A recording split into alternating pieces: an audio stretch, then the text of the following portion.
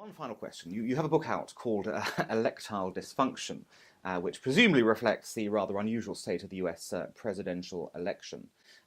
Given what you've just said about the Clinton candidacy, the Clinton campaign, I presume you're obviously backing Hillary Clinton in this fight. Do you have confidence she's going to win? And what do we need to know about both these campaigns in terms of understanding what presidencies for Clinton and Trump might look like? I have complete certainty that nobody knows who's going to win the election. In my book, I predicted that the polls would not be accurate any more than they were in Brexit. So it's up in the air, and everybody has to vote their own conscience. What should we be worried about then? We should be worried about both candidates. We always should be worried about both candidates. There's never been a perfect candidate in my lifetime, starting with John Kennedy.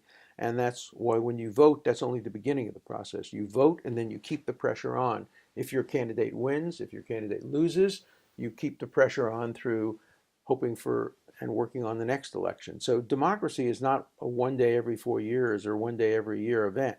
It's an every single day event. And if Hillary Clinton wins, she will be hearing from me all the time and from others trying to influence her views on issues that we care deeply about. And if Donald Trump wins? Well, I hope that he'll be hearing from his supporters, and he has many within the Jewish community and within the pro-Israel community. So the pressures have to keep up. The one good thing is that in America, we've never had an election which has been a referendum on Israel, unlike many European countries. Both candidates always at least claim to support Israel, some more than others, but always within a parameter that's acceptable. Israel remains a bipartisan issue in the United States. Will that remain forever within the Democratic Party? That's the challenge, and that's a challenge I'm participating in very actively to keep the Democratic Party pro-Israel.